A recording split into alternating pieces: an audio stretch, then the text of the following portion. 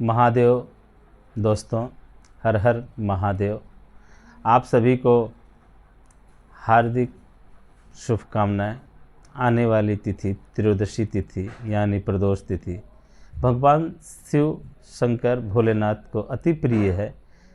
हम लोग अपने जीवन में तमाम समस्याओं, अभाव, बीमारी, किसी न किसी समस्या से ये सभी जूझ रहे हैं, परेशान हैं।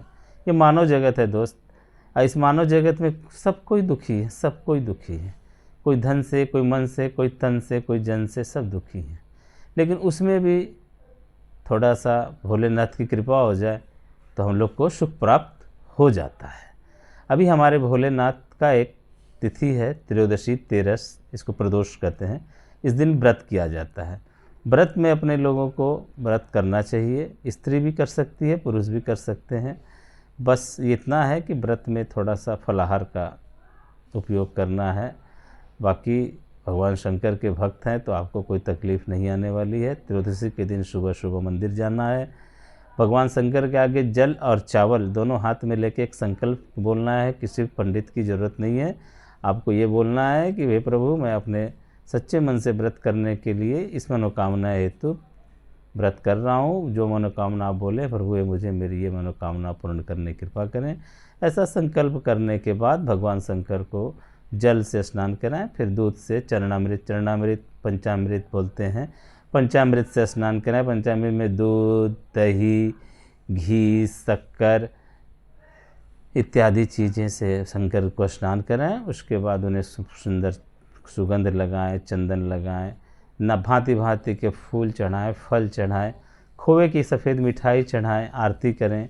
भगवान शंकर को जितना कर सके वो कम है, कम से कम जितना करें वो भी बहुत है। भगवान शंकर थोड़े में भी खुश हैं, बेसी में भी खुश हैं। ज़रूरी है आपकी श्रद्धा उतनी होनी चाहिए। तो आप बेहद श्रद्धा के साथ, पूर्ण भक्ति के साथ भगवान शंकर की पूजा करिए। वापस दोपहर में भी आप चाहे तो हल्का फलाहार ले सकते हैं। फिर शाम के समय प्रदोष काल, मुख्य समय पूजा का यही है, प्रदोष काल में जाएं। प्रदोष काल अर्थात शाम को जब सूर्यास्त हो रहा हो या हो जैसे ही हो और संध्या की बेला और रात्रि बेला प्रारंभ होने वाली है, उस समय की जो दोनों समय की बेला मिलती है उसको प्रदोष काल कहते हैं। उस काल में शंकर भगवान के मंदिर में जाएं, माता पार्वती और भोलेनाथ को जल चढ़ाएं। अपने श्रद्धा अनुसार जो पूजा कर सकते हो, फल फूल माला श्रृंगार आरती सब करके भोग लगा के घर आएँ। घर आने के बाद फलाहार लें।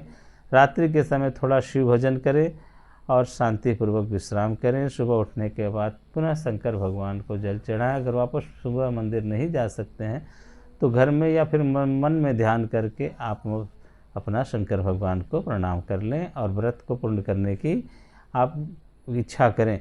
लेकिन आप शंकर भगवान का व्रत करने के बाद तुरंत की तुरंत सोचिए कि मुझे आज एक व्रत कर लिया और मुझे इसका फल दे दें, मेरा फला काम फटाफट हो जाए। तो देखो भाई, फला काम फटाफट हो जाए ऐसा बात नहीं है। पहले तो आप भक्ति से 2 4 6 करते जाइए। आप ये मत सोचिए कि शंकर भगवान को मैंने व्रत किया तो मेरा काम करेंगे, ऐसा नहीं है। आप श्रद्धापूर्वक आप व्रत करिए, बिना सोचे आप काम करिए, बिना समझे वो आपको देते जाएंगे। मेरे भोले भंडारी इतना देते जाएंगे कि आपसे संभाले नहीं संभलेगा। इसलिए श्रद्धापूर्वक आप बिना सोचे व्रत करें। आप और हम भगवान भोलेनाथ बिना सोचे समझे आपको फल प्रदान करेंगे। और आगे ऐसी बात है कि प्रत्येक व्यक्ति की कुंडली, ग्रह काल, जन्म काल और स्थितियां भिन्न भिन्न होती हैं। तो अगर मुझसे आप अपनी कुंडली का विश्लेषण कराना चाहते हो या कोई सवाल पूछना चाहते हैं, कोई समस्या का समाधान कराना चाहते हो, तो एक व्हाट्सएप नंबर दिया है, उस पर आप व्हाट्सएप में समस्या लिखकर भेज देवें। यथासंभव 24 घंटे में आपकी समस्या का समाधान और उपाय बताया जाएगा। और तब तक सबको हर हर महादेव, जय श्री राम, हर हर महादेव।